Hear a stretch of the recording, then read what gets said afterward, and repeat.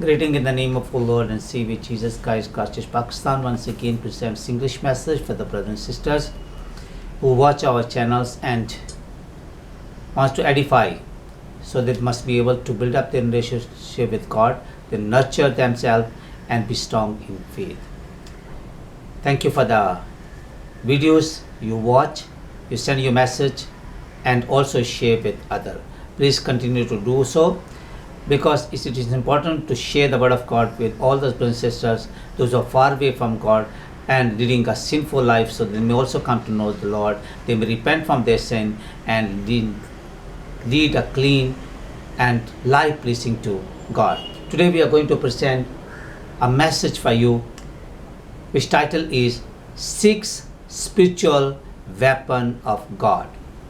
It's taken from Ephesians chapter 6 verse 10 to 17, and we will cover a little part of 18 as well.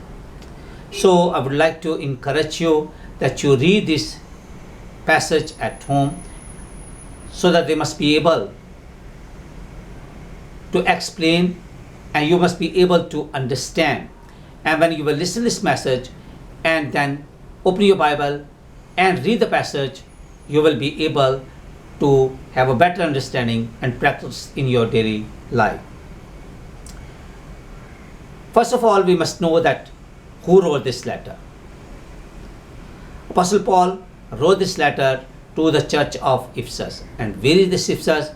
That is in one of the churches, right? We see the 7 churches in the book of Revelation, and one of them is a church called Ephesus, and Apostle Paul planted this church during his missionary journey.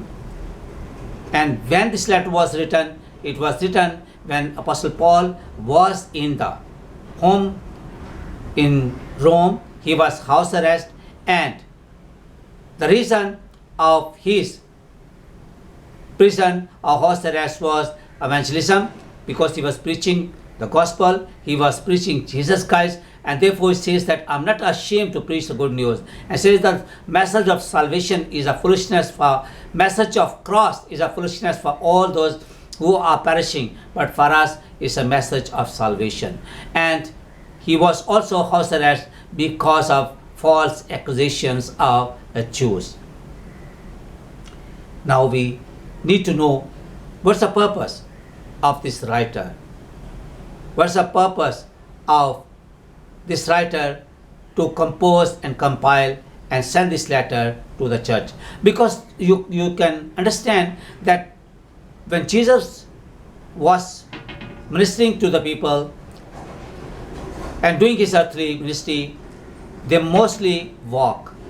They don't have correspondence like us. Then in 1 minute you can send email, you can send WhatsApp, right? You can have connect with people, and you can send your pictures, you can let that person know where I am. There was no phone, right? They send letter, and it takes month, right, to reach another place. So therefore, he planted that church, he loved that church, and he wants that they must be able to overcome. And during his house arrest, he was watching all day the soldier who are guarded by all the weapons. They have put their armor, right, so that they must be able to protect themselves and also protect from the enemy. So he taken this concept from them, and he says that the believer who are walking with God, they have a great enemy, and the enemy is devil, and we must be able to fight against him, so that we could be able to defend and resist, so that we could be able to defeat the devil. Now there were 3 major reasons why did he write this letter to the church of Ephesus. The first purpose is face our enemy. Face our enemy. If we read chapter 6 verse 10 to 13, and he tells us that how we can face our enemy. The second thing is that fight our enemy. If we put on the full armor of God, we will be able to fight with the devil, and we could be able to defeat him. And the third purpose is to encourage the church of Ephesus to be strong in the Lord and to walk with Him. Because if we look at Jesus, who is author, pioneer, perfecter of life, and we are walking with Him right now, day-to-day life, we will be able to overcome all the challenges, difficulties, and problems which may occur in our way. Now, the question is, if we look and ponder upon the first 3 verses, like chapter 6, verse 10 to 13, and he tells us that what kind of fight is there? Is fight not against flesh and blood. It means that we are not fighting to people. We don't have war against them. And he is talking about the spiritual battle, but against the ruler of the darkness. If we look at the church of Galatians, chapter 5, verse 19, and Apostle Paul tells us that what sort of fight is this one? What are the work of the darkness? It means that we have a corruption, sin, all sort of right. The work of darkness is mentioned there, so we can know. And then the second thing is, if we read the chapter letter of James, chapter 4, verse 7, Bible says, resist the devil and he will flee from you. But we cannot resist devil because it's very powerful. If we have put on the armor of God, then we can resist him and defeat him. And we are fighting, but not against people, but against the power of sin, corruption, and idolatry and adultery. We are fighting against the world forces. We don't lie, we don't cheat, we don't deceive, we lead a life pleasing to God. And that's a holy life. And against the spiritual forces of the world and the wickedness. So, if we have put on the armor of God, we can fight and we can defeat the devil. Now, the first weapon is, if we look at the passage, we see the first weapon is the belt of the truth. The belt of the truth. Bible tells us and suggests us the work of God and the word of God is the truth. Bible says the truth will set you free. Free from sin, free from anxiety, and free from corruption and all sort of the world of this world, right? Because whatever we are living in the world, but we don't belong to this world, because we belong to holy God. Then the second weapon is breastplate of righteousness. It means while we are in this world, we lead a life holy, acceptable, and pleasing to God. Therefore, Romans chapter 12, verse 1 and 2, Bible says, offer yourself as a living sacrifice, holy, acceptable, and pleasing to God. So, if we are walking with God, God is a holy. Therefore, it says, be holy because I'm holy. But we have committed sin. Therefore, Bible says, for all have sinned, come short from the glory of God. But what we can do, we can repent from our sin. When we repent from our sin, we can repent from our sin, and then we can continue to look at Him.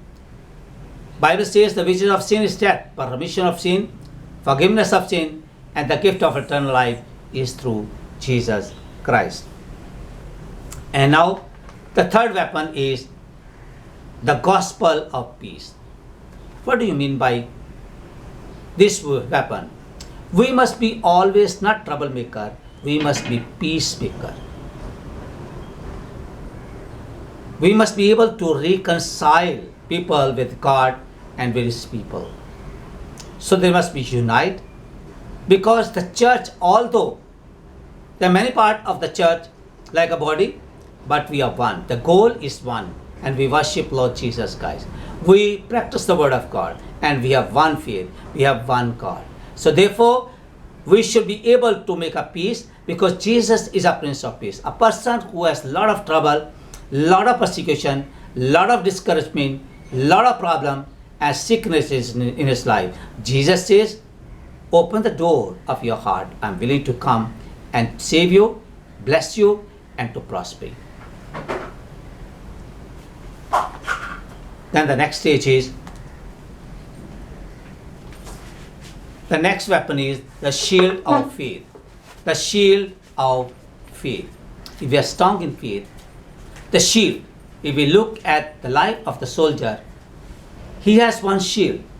And when enemy throw the arrow, with a shield it defends and extinguish the arrow. So if we are strong in faith, then we can not be shaken. We have a house built on the rock. Although the storm come, problem come, difficulties come, whatever come, we can defend and we can overcome by the grace of God and can defeat the devil. Then number 5 is helmet of salvation. Helmet of salvation. If we look at the common life and people, those who travel by motorbike, they know that why did they put this helmet. If people, those who are riding bicycle, they also put the helmet. Why? Because if you fall down suddenly, you have any accident, or maybe you encounter any critical situation, you would be able to protect your head. Because as long as your brain is working, your body is all right. But if you didn't put a helmet and you have accident, your brain will be injured, your head will be injured, and you can be in a very, very critical situation, very difficult situation if your brain have any injury. So there's one psychologist, he says, Sigmund Freud and TARIQ, they say that brain is like a king, heart is like a prime minister, and body is like subject the people. Brain command heart, and heart activate all his commands through the body. Therefore, it's very important to protect your head. So the Apostle Paul here says that a believer should protect their head, because enemy first of all will attack. The devil will attack on your head, on your brain. He will give you different sort of information. Then he will try to distract and disturb you. He will try to divert your attention, and he will put a very strange thought in your mind. Suspect and suspicion and doubt. Not about people, but about God also. But it's to protect your head, to protect your brain. You must have helmet of salvation. You must be saved by the grace of God. You must be strong in faith. And the last 6th one is the sword of the word of Spirit. It means we must be filled with the Spirit and practice the word of God. God is a spirit. If we have put on the all armor of God, if we practice the word of God, as King David says, Psalm 119 verse 105, he says that your word is light for my feet. It provides us guidance. It provides us victory. It provides us all sort of blessing. And the Bible says, if you will obey my commandment today, which I give you, I will put you on the top, not on the bottom. You will be the head, not the tail. And even God promised, right, with Abraham, that you and your household and your people, those who will listen and obey to you and me, will be blessed.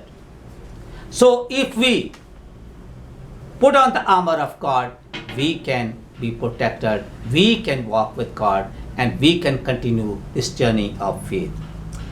Now the question here is that in this modern era, what sort of weapon we have to fight with God?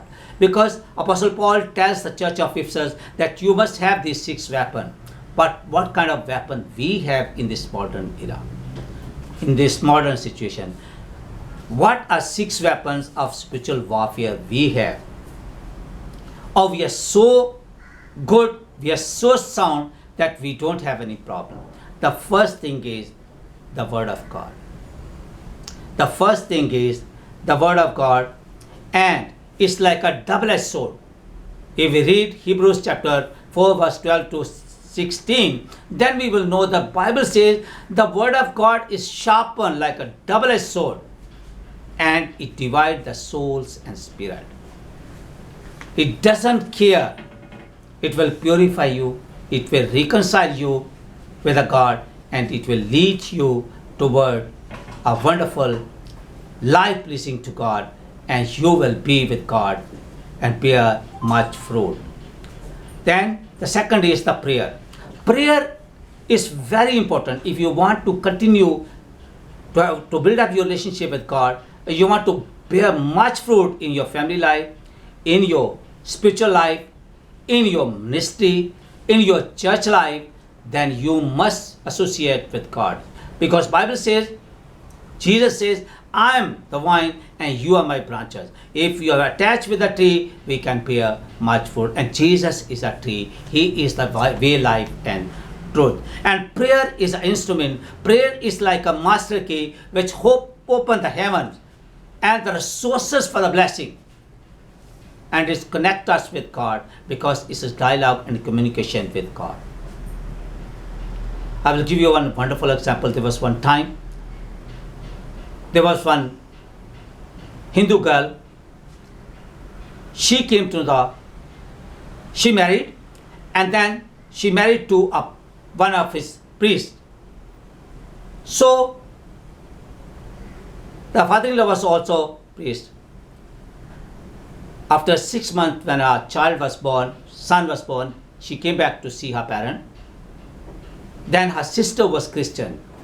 While she went out tried to buy something, she has nobody to take care of the child. Then she brought her in the church, and the pastor prophesied that this child will be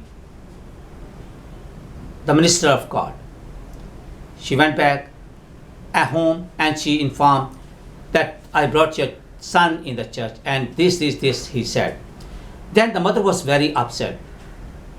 Eventually went back right to the father-in-law house, and then father-in-law was well-known priest, and in that duration the child got sick and he was admitted in the hospital. He has a brain hemorrhage, and then he eventually died. Brought back home, and then they were ready to burn. While they were about to burn him, right, the one thing came in my mind, that you said that your son will be a minister, a priest of God, living God. How he can be died? Then she accused with the different words to her sister, but she said, you pray, taste and see God is good. God can change the situation. God can change the circumstances. Then eventually what happened? They decided, okay, give us 15 minutes. They went back in their room, husband and wife, locked the door and start praying. After 15 minutes, she asked her husband for the test to go and check whether the child is alive or not. He come back while people were crying and wailing. He touched the child, and child began to move. And when he was walking to tell his wife, the child stood up and began to walk and asking his father, where are you going? Then the whole people, those who were assembled there for the morning, they were stunned that God can change the situation. God can make people alive, and the God of Bible is a holy God. So through this event is great truth and the miracle. Through prayer, the parents become Christian and they began to preach the good news. And today the son and husband and wife, they are preaching the whole family the word of God. So this is the power of the prayer. It's like a master key. It's like a jackpot which elevates the big vehicle. It can solve the problem and reconcile us with God. The third weapon is modern, is worship God. Because God is spirit, and when we worship God with spirit and truth, we become one with Him, and He can open the shut door for us. Then the third weapon is the name of Jesus Christ.